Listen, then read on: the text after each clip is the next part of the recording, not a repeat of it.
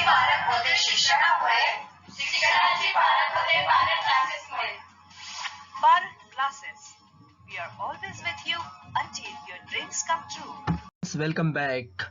Today's topic, Bills of Exchange Part 1.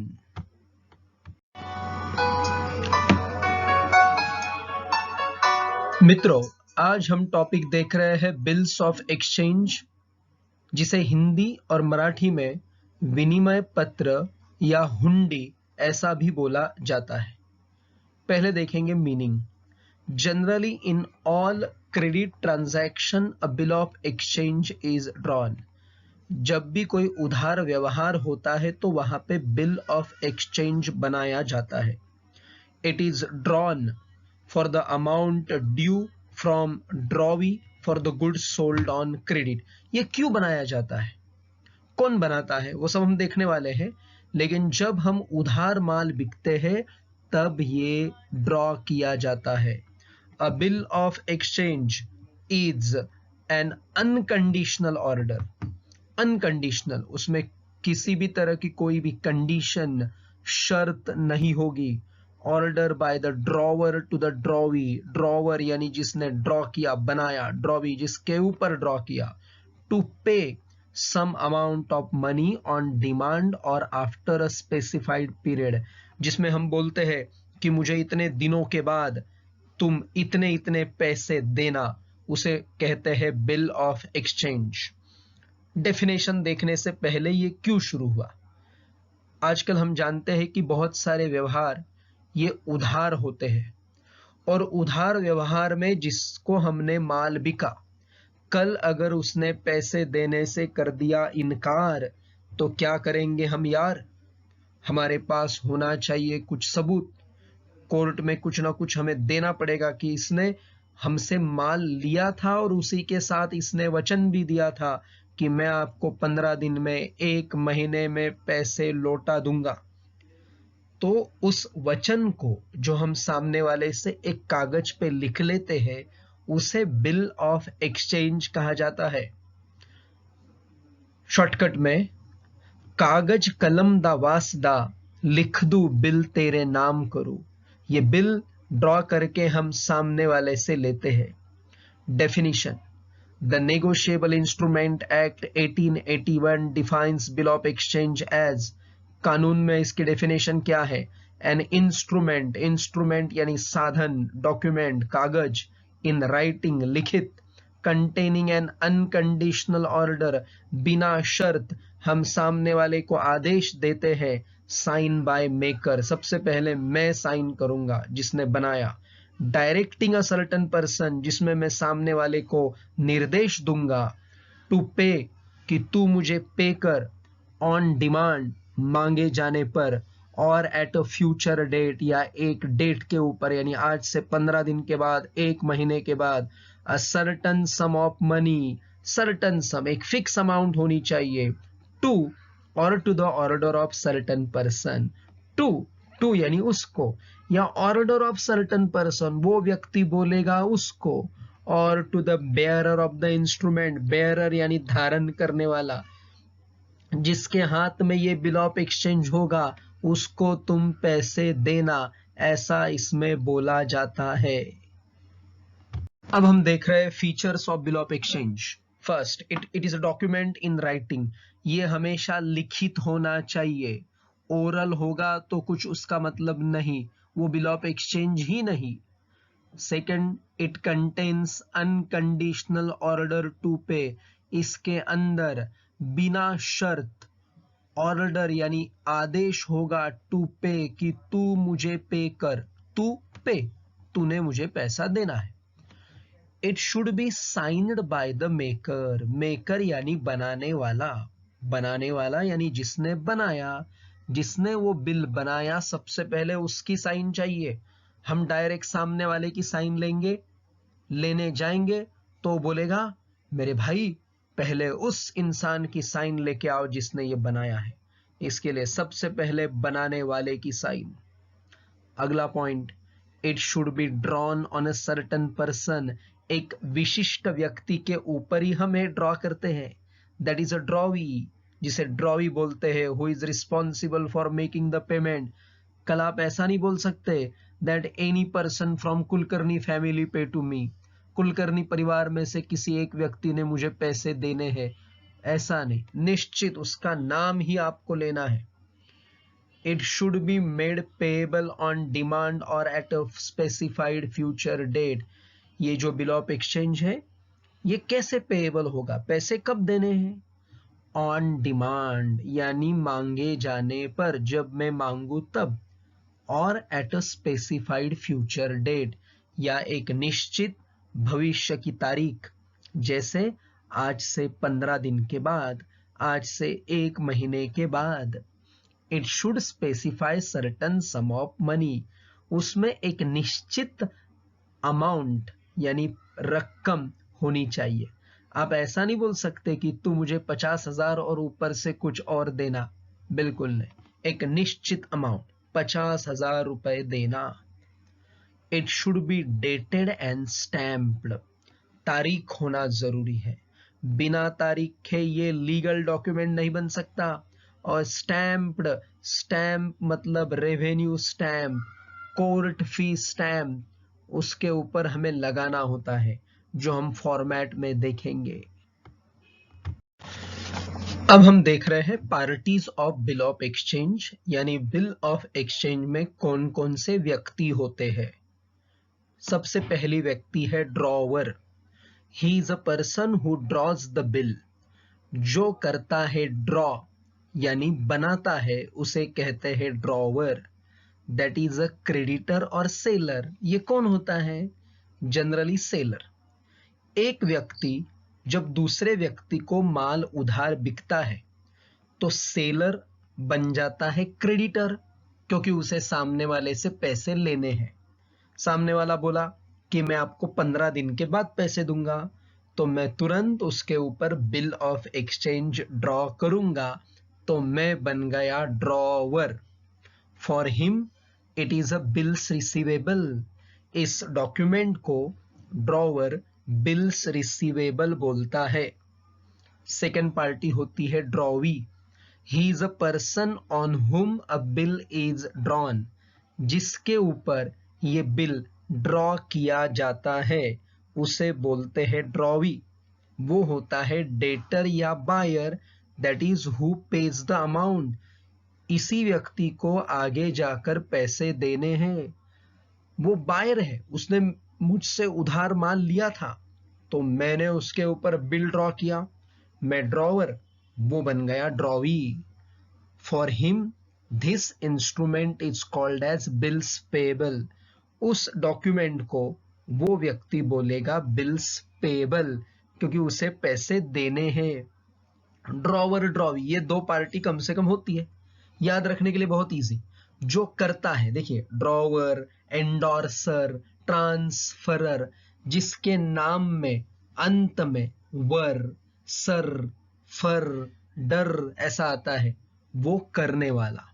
और drawee, endorsee, transferee, यानी जिसके नाम में अंत में ई, वी, री ऐसा आएगा, वो व्यक्ति जिसके ऊपर हमने किया।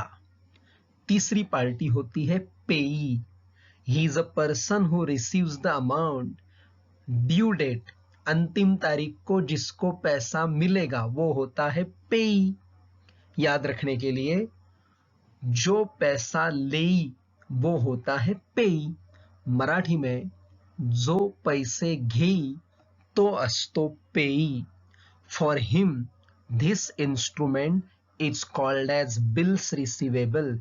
इसके लिए भी वो बिल्स रिसीवेबल है, क्योंकि ये पैसे लेने वाला है। जनरली सारे बिल ऑफ एक्सचेंज में कम से कम दो पार्टीज होती है, ड्रॉवर, ड्रॉवी, और कभी कभी तीसरी व्यक्ति भी आती है, पेई।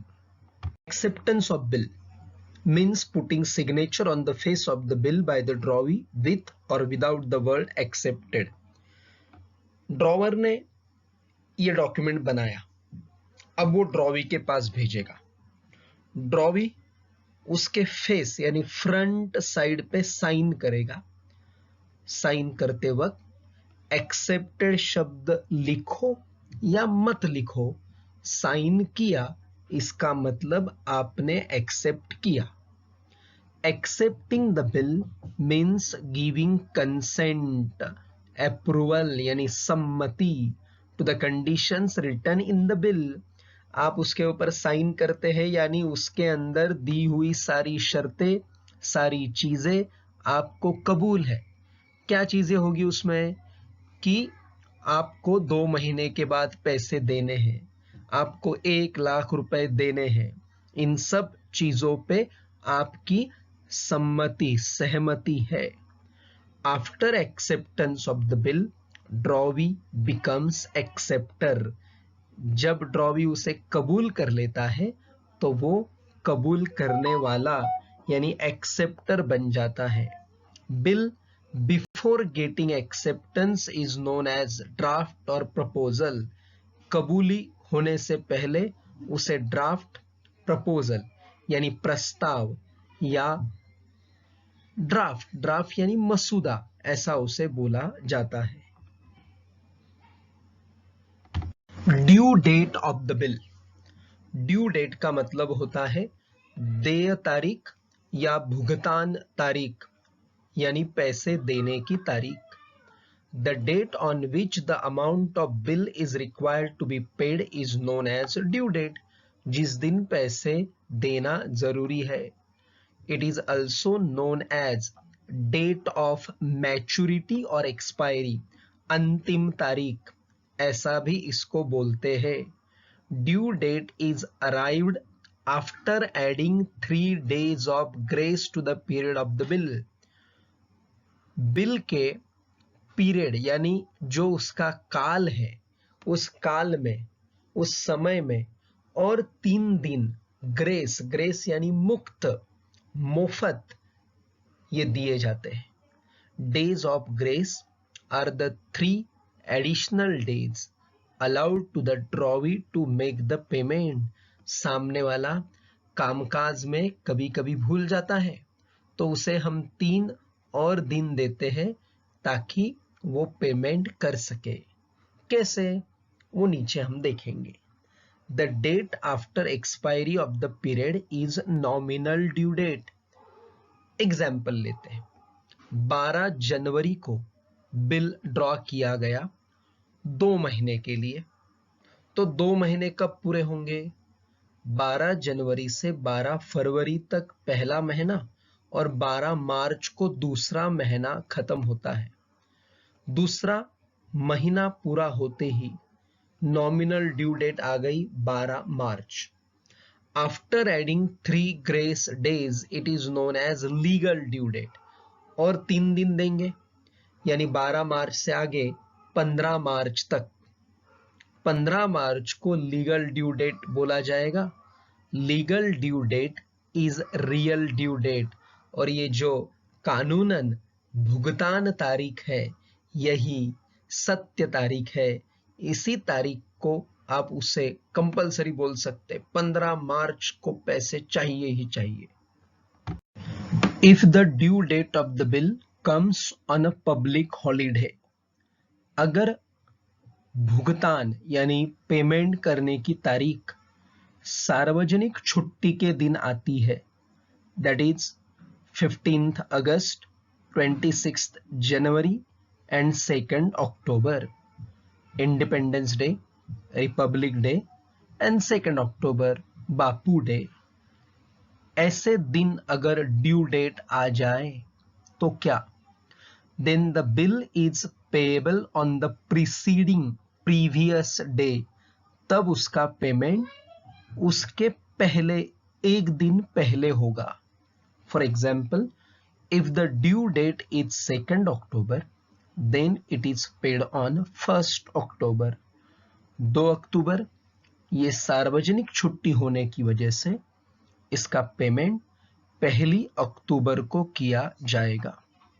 But if there is a national holiday because of some uncertain event, किसी अनिश्चित घटना की वजह से राष्ट्रीय छुट्टी अगर आ गई, for example death of national leader, किसी राष्ट्रीय नेता की डेथ होने की वजह से।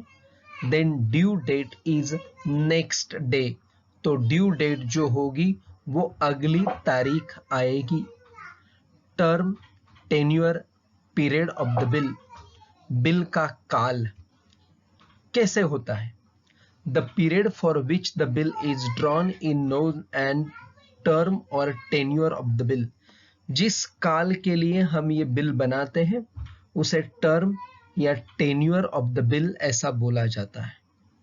For example, if the bill is drawn on 12th April, अगर 12 अप्रैल को बिल ड्रॉ किया फॉर 4 months, 4 माह के लिए, then term of the bill is 4 month, 4 महीने उसकी टर्म है, and the due date will be 14th August, ये होगी लीगल ड्यू डेट। वैसे 15 अगस्त आ रही है, but 15th August is a national holiday, therefore it will be 14th August. अगला पॉइंट है honour of the bill, payment of the bill by the drawee on the due date. जब drawee यानी जिसने माल हमसे उधार खरीदी किया, ड्यू डेट यानी अंतिम तारीख को बिल के पूरे पैसे दे देता है, तो उसे हम कहते हैं ऑनर ऑफ द बिल। इसके बराबर उल्टा होता है dishonour of the bill. If on the due date drawee refuses to pay the amount, अगर उसने पैसा देने से इनकार कर दिया, it is known as dishonour of the bill. ये होता है डिसऑनर, यानी उसका बिल का अपमान हो गया, या इसी को हम बाउंस ऐसा भी बोलते हैं। जैसे चेक बाउंस होता है, वैसे ही ये बिल बाउंस हो गया। Retirement of the bill, retirement of the bill, if the drawee makes the payment of the bill before the due date, अगर अंतिम तारीख से पहले ही पैसा दे दिया, it is known as retirement of the bill. उसे कहते हैं रिटायर होना, यानी निवृत्त, तारीख से पहले ही पैसे मिल जाना। As drawee is making the payment before the due date, वो ड्यू डेट से पहले ही पैसा दे रहा है। He wants some discount concession, वो बोलेगा मुझे कुछ छूट मिलनी चाहिए। इट इज कॉल्ड रिबेट, उसे हम रिबेट ऐसा बोलते हैं। Renewal of the bill, if old bill is cancelled, पुराना बिल जब कैंसल हो जाए, and a new bill is accepted, और उसकी जगह नया बिल कबूल किया जाता है, it is known as renewal of the bill. उसे हम बोलते हैं बिल रिन्यू होना, यानी उसका नूतनीकरण करना। Dealing with bill of exchange. A bill of exchange can be treated in following 4 ways. Bill of exchange के साथ हम नीचे दिए हुए 4 प्रकार में से कोई भी एक प्रकार कर सकते हैं। पहला है retaining the bill. In this case, the drawer retains, यानी keep with him the bill till the due date. 2 महीने का बिल है, तो 2 महीने तक मैं उसे अपने पास ही रखूंगा, और 2 महीने के बाद ड्रॉवी के पास जाकर पैसे लूंगा। दूसरा प्रकार है डिस्काउंटिंग ऑफ द बिल। इसका मतलब क्या है? Selling the bill to the bank before the due date for getting the amount before the due date is known as discounting of bill. Buyer मुझे 2 महीने के बाद पैसे देने वाला है, लेकिन मुझे अगर पैसे की जरूरत अभी है, तो मैं उस बिल को बैंक में डिस्काउंट करूंगा। इसे हम बोलते हैं discounting of bill. As bank pays the amount of bill before the due date, bank मुझे आज ही पैसा दे देगी, and it will receive that amount after the due date, और बैंक को वो पैसा ड्यू डेट के बाद मिलेगा। बैंक डिडक्ट सम चार्जेस, तो बैंक उसमें से कुछ चार्जेस कट करेगी। 1 लाख का बिल है, तो मुझे 1 लाख पूरे नहीं देगी, थोड़े पैसे कट होंगे, 4,000 5,000, नोन एज डिस्काउंट, उसी को हम डिस्काउंट बोलते हैं। तीसरा प्रकार है एंडोर्समेंट ऑफ बिल। एंडोर्समेंट, इसी को हम ट्रांसफर ऐसा भी बोल सकते हैं। Means signing on the back of the bill by the holder, that is drawer, to transfer the ownership of bill to another person. A ने बी के पास बिल दिया, बी जब ये सी के पास देता है तो इसे हम बोलते हैं एंडोर्समेंट। इसके लिए बैक यानी पिछली साइड पे साइन किया जाता है। The person who endorses the bill is known as endorser. जो व्यक्ति ये बिल ट्रांसफर करेगा उसे हम एंडोर्सर या ट्रांसफरर ऐसा कहते हैं। And the person to whom the bill is endorsed, जिसके पास ये बिल दिया जाएगा, इज नोन एज एंडोर्सी, उसे एंडोर्सी ऐसा कहा जाता है। जैसे ए ड्रॉवी है, बी ड्रॉवर है, यानी बी को ए से 2 महीने के बाद सपोज 1 लाख रुपए लेने हैं, और अगर इतनी ही अमाउंट उसे सी नाम के व्यक्ति को देना है तो वो क्या करेगा, ए से आया हुआ बिल सी को दे देगा, यानी एंडोर्समेंट ऑफ द बिल। चौथा और अंतिम प्रकार है bill send to bank for collection, यानी बैंक के पास बिल कलेक्शन करने के लिए, पैसे जमा करने के लिए भेजना। Sometime the holder of the bill send the bill to the bank before the due date. अंतिम तारीख से पहले ही बैंक के पास ये बिल हमने भेज दिया। The bank collect the amount of bill on the due date and returns it to the owner. अंतिम तारीख को बैंक उसका कलेक्शन करेगी और वो पैसे हमें देगी। आप बोलेंगे 1 नंबर में हमने देखा रिटेनमेंट, 2 नंबर था डिस्काउंटिंग। डिस्काउंटिंग में भी बिल हम बैंक के पास भेजते हैं, 4 नंबर में भी भेज रहे हैं, दोनों में डिफरेंस क्या है? 2 नंबर में था डिस्काउंटिंग ऑफ बिल, यानी हम वो बिल बैंक को बिक देते हैं, पैसे पहले ही ले लेते, उसमें ज्यादा चार्जेस कट होते। चौथा प्रकार अभी देख रहे हैं हम लोग, कलेक्शन के लिए भेजना, यानी बैंक आपको अंतिम तारीख को कलेक्शन करके पैसा देगी, अभी नहीं मिलेगा, अंत में मिलेगा, तो इसके चार्जेस बहुत थोड़े होते हैं। Noting charges. Noting of bill means recording the fact of dishonor on the bill by notary public, a government officer। जब एक सरकारी अधिकारी बिल सच्ची में डिसऑनर हुआ है ऐसा लिख कर देते हैं तो उसे नोटिंग ऐसा बोला जाता है। अब ये क्यों करते हम लोग? हमने एक व्यक्ति के ऊपर बिल ड्रॉ किया, 3 महीने का बिल था, हम उसके पास पैसा लेने के लिए गए, उसने बोला कि नहीं मैं पैसे नहीं दूंगा, मतलब बिल डिसऑनर हो गया। हमको फिर कोर्ट में केस करनी है, सामने वाले से पैसे लेने हैं। अगर कोर्ट में उसने उल्टा बोल दिया कि मैं तो पैसा देने को तैयार था, यही मेरे पास पैसा लेने के लिए आए नहीं, तो ऐसा होगा कि वो तो छूट जाएगा और हमको सजा होगी।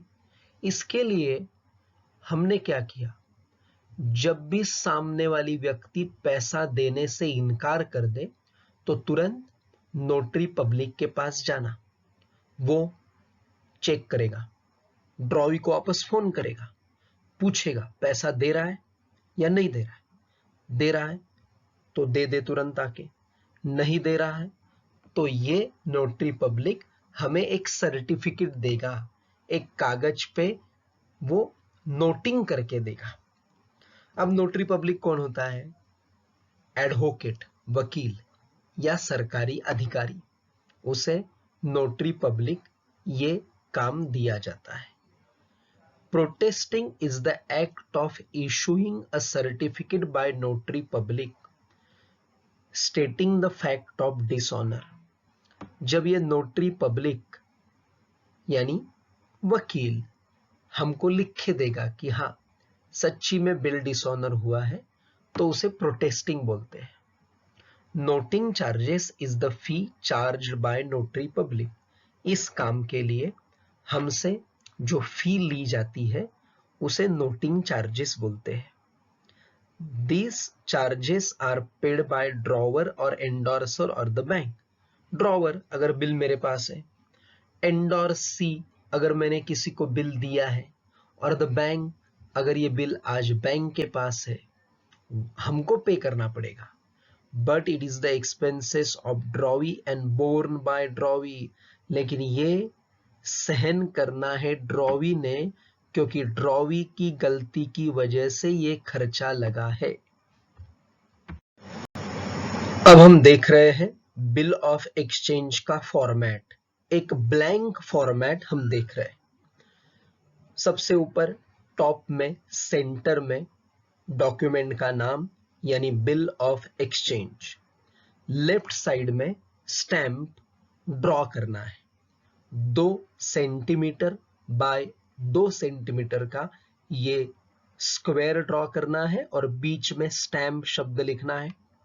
राइट हैंड साइड में ड्रॉवर्स नेम, ड्रॉवर का नाम एंड एड्रेस, उसका पता।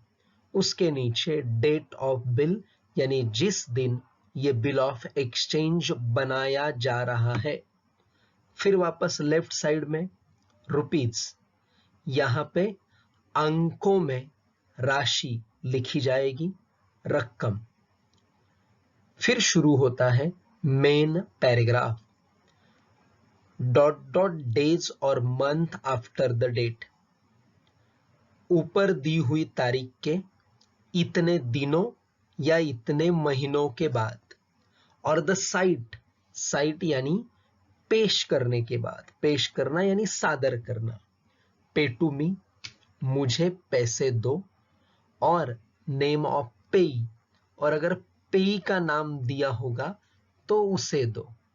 पेई का नाम नहीं तो पे टू मी यानी मुझे ही देना। पेई का नाम डाला तो उसको देना। और माय, अगर मी होगा तो माय। और हिज, अगर पेई पुरुष होगा तो हिज ऑब्लिक हर, अगर वो महिला का नाम है तो हर। ऑर्डर यानी आदेश।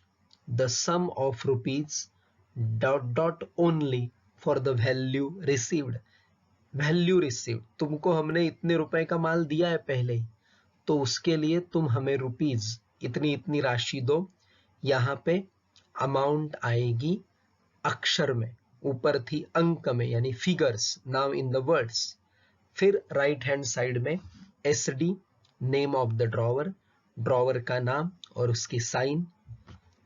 SD यानी साइन्ड, आपको साइन नहीं करनी है, सिर्फ SD शब्द लिखना है। फिर लेफ्ट साइड में टू यानी हम ये जिसके पास भेजने वाले हैं। नेम ऑफ ड्रॉवी यानी बायर एंड एड्रेस, उसका पता। इतना हम उसके पास भेजेंगे, सामने होगा तो तुरंत सामने ही रखेंगे। और फिर वो बराबर बीच में एक्सेप्टेड, कबूल है ऐसा लिख के SD यानी साइन करेगा। उसके नीचे नेम ऑफ ड्रॉवी, ड्रॉवी का नाम, डेट ऑफ एक्सेप्टेंस, कबूल करने की तारीख। अब कैसे याद रखें कि सबसे ऊपर नाम किसका, नीचे किसका? तो बहुत सिंपल, ड्रॉवर जो होता है सबसे ऊपर वो होता है ड्रॉवर। मराठी में जो असतो वर तो ड्रॉवर, आणि सर्वात शेवटी वी, ड्रॉवी अंत में, तो बीच में आ गया पेई। पेई का नाम पैराग्राफ में, ड्रॉवर सबसे ऊपर और ड्रॉवी सबसे नीचे। Question 42 from your Notes. Prepare a bill of exchange from the following details. निम्नलिखित जानकारी से बिल ऑफ एक्सचेंज बनाएं। ये फरवरी 2002 बोर्ड एग्जाम में आया हुआ प्रश्न। ड्रॉवर का नाम था जयदीप पाटिल, एड्रेस था 104 मोंढा रोड, परली वैजनाथ, ये गांव का नाम। पीरियड ऑफ बिल कालखंड 3 मंथ। ड्रॉवी का नाम राहुल शिंदे, एड्रेस था MG road Pune. Date of bill, ये बिल बनाया गया था 4 अक्टूबर 2001 को। अमाउंट ऑफ बिल 4,500 रुपए ये बिल की अमाउंट थी। और डेट ऑफ एक्सेप्टेंस, ये कबूल किया गया था 7 अक्टूबर 2001 को।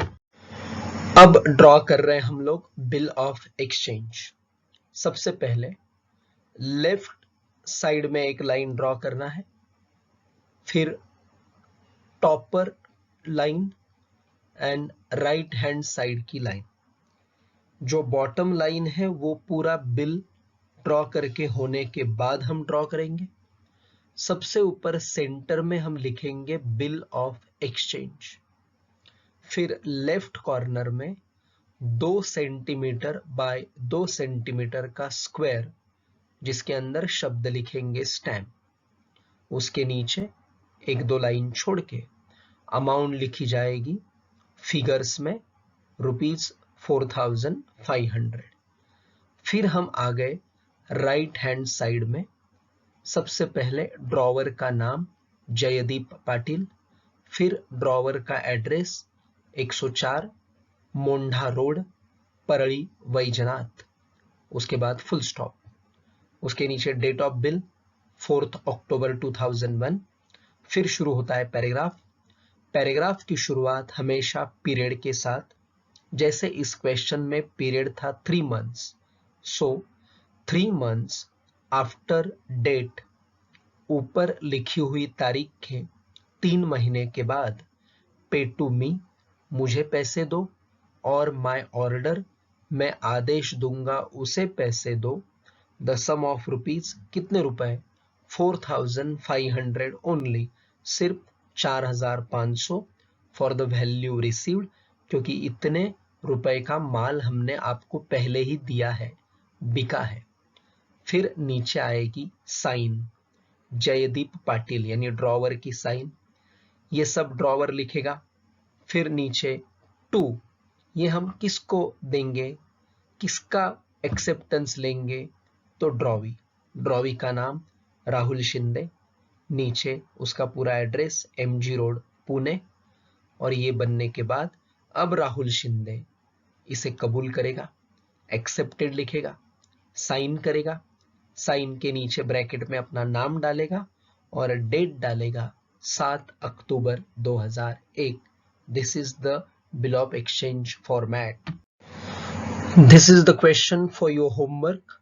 Same question as we have seen on the previous page. So do try, everyone. All the best.